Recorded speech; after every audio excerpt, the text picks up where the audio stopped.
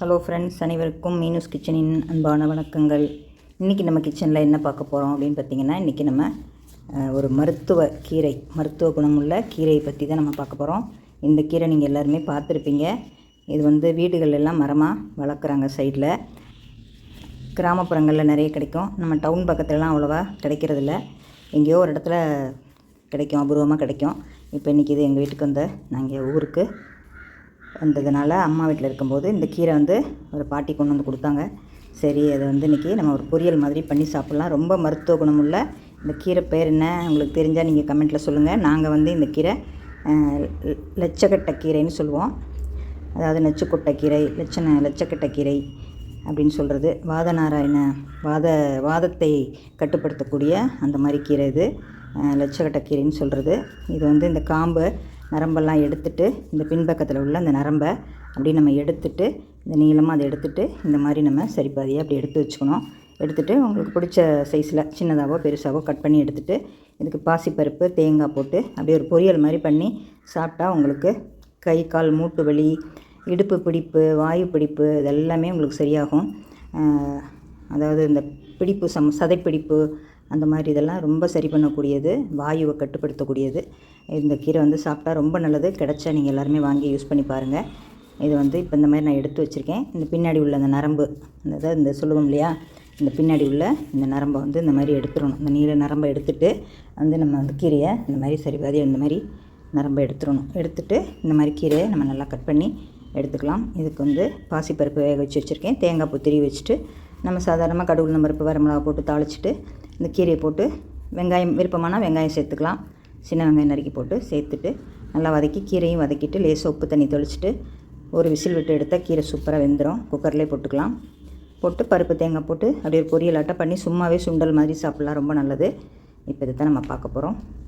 செய்முறையை பார்ப்போம். கீரையை சுத்தம் பண்ணி எடுத்துகிட்டு இப்போ பாருங்கள் ஃப்ரெண்ட்ஸ், இந்த கீரை நம்ம சின்னதாக நறுக்கிட்டோம். இதுக்கு கொஞ்சம் ஒரு கைப்பிடி சின்ன வெங்காயம் உரித்து நறுக்கி வச்சுருக்கேன். அப்புறம் பாசிப்பருப்பு பார்த்திங்கன்னா கொஞ்சம் ஒரு அரைப்பதமாக வேக வச்சு எடுத்துருக்கேன். கீரை இந்த மாதிரி நல்லா நைஸாக நறுக்கி எடுத்துக்குவோம். இப்போ நான் குக்கரில் வச்சு ஒரு 1.5 ஸ்பூன் போல் எண்ணெய் சேர்த்துருக்கேன். தாளிக்கிற எண்ணெய் நீங்கள் எந்த எண்ணெய் வேணாலும் சேர்த்துக்கலாம். இதுக்கு தாளிக்கிறதுக்கு கடுகு, உளுந்தம்பருப்பு போட்டுட்டு காரத்துக்கு ஒரு வரமிளகா கிள்ளி போட்டுக்குவோம். அது நல்லா பொரிஞ்சதுக்கப்புறம் வெங்காயம் போட்டுட்டு அப்புறம் நம்ம கீரையை போட்டு நல்லா வதக்கிக்கலாம். இப்போ கடுகு உளுந்தெல்லாம் நல்லா பொரிஞ்சிடுச்சு. இப்போ நம்ம சின்ன வெங்காயம் சேர்த்துக்கலாம்.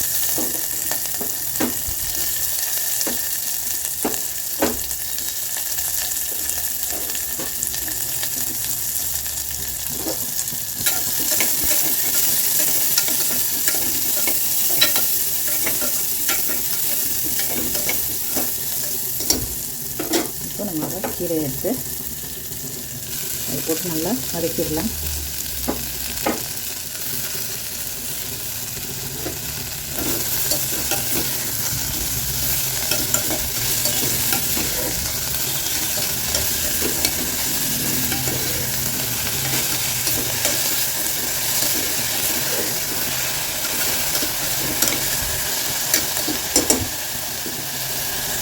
இப்போ நம்மளோட கீரை நல்லா வதங்கி வந்துடுச்சு.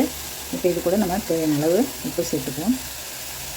சேர்த்துட்டு நல்லா கலந்து விட்டுட்டு கொஞ்சம் கீரை வேகிறதுக்கு கொஞ்சமாக தண்ணி சேர்த்துக்கலாம்.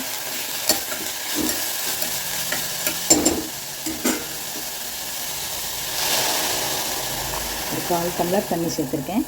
இப்போ நம்ம இந்த பருப்பும் இப்போ சேர்த்துக்கலாம். இல்லை உங்களுக்கு அப்புறம் கூட நீங்கள் நல்லா நெருக்கு பதமாக வேணும்னா அப்புறம் கூட சேர்த்துக்கலாம். இப்போ ஓரளவுக்கு நல்லாவே வெந்துடுச்சு. இப்போ இது கூட நம்ம பருப்பையும் கலந்துட்டு தேங்காய் மட்டும் இறக்கும்போது போட்டுக்கலாம். இது உங்களுக்கு கூட்டு மாதிரி வேணும்னா இந்த பருப்பு ஃபுல்லாக போட்டு கொஞ்சம் தண்ணி சேர்த்துட்டிங்கன்னா, கொஞ்சம் தேங்காய் அரைச்சி ஊற்றுனீங்கன்னா நல்லாயிருக்கும். கூட்டு மாதிரி சாதம் போட்டு சாப்பிட்லாம். இது நான் இப்போ சும்மா பொரியல் மாதிரி பண்ணி சாப்பிட்றேன். இந்த பருப்பு எல்லாத்தையும் போட்டாச்சு. நம்ம இப்போ குக்கரை மூடி போட்டு ஒரு விசில் விட்டு எடுத்துக்கலாம். இப்போ நம்மளோட குக்கரில் 2 சவுண்டு வச்சு எடுத்துட்டேன். ஒரு சவுண்ட்லேயே நல்லா வெந்துருச்சு. சூப்பராக பாருங்கள், நல்லா ரொம்ப டேஸ்ட்டாக இருக்குது. ரொம்ப ஹெல்த்தியான கீரை. இந்த கீரை எங்கே கிடைச்சாலும் கண்டிப்பாக வாங்கி செஞ்சு சாப்பிடுங்க. கால் வலி, தசைப்பிடிப்பு இதுக்கு எல்லாத்துக்குமே ரொம்ப நல்லது. இப்போ இது கூட கொஞ்சம் தேங்காய் பூ சேர்த்துக்கலாம். இதோடய உங்களுக்கு தண்ணி போல் வேணும்னா நீங்கள் பருப்பு கூட்டு மாதிரி கூட நீங்கள் செஞ்சு சாப்பிட்டுக்கலாம். இது இப்படி இது கீரை பொரியல் மாதிரி இப்படி நம்ம சும்மாவே சுண்டல் மாதிரி எடுத்து வச்சு சாப்பிட்லாம். ரொம்ப நல்லது. சாப்பிடவெல்லாம் கசப்பெல்லாம் அடிக்காது. ரொம்ப நல்லாயிருக்கும். லட்சக்கட்டை கீரை பொரியல், நொச்சுக்கொட்டை கீரைன்னு சொல்லுவாங்க, லட்சக்கட்டை கீரைன்னு சொல்லுவாங்க.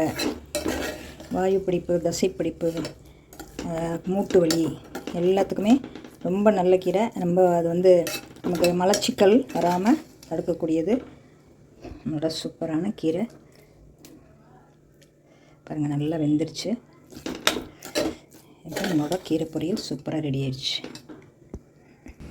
இப்போ நம்மளோட சூப்பரான லட்சக்கட்டை கீரை பொரியல் ரெடி. பாருங்கள், ரொம்ப சூப்பராக இருக்குது. டேஸ்ட்டு ரொம்ப அபாரமாக இருக்குது. கண்டிப்பாக இந்த கீரையை சாப்பிட்டு, மருத்துவ குணமுள்ள இந்த கீரையை சாப்பிட்டு நீங்களும் பலன் பெற வேண்டும் என்று கேட்டுக்கொள்கிறேன். இந்த வீடியோ பிடிச்சிருந்தா லைக் பண்ணி, ஷேர் பண்ணி, கமெண்ட்ஸ் பண்ணுங்கள். அவசியம் சப்ஸ்கிரைப் பண்ணுங்கள் ஃப்ரெண்ட்ஸ். அனைவருக்கும் நன்றி. அடுத்த ஒரு வீடியோவில் சந்திப்போம்.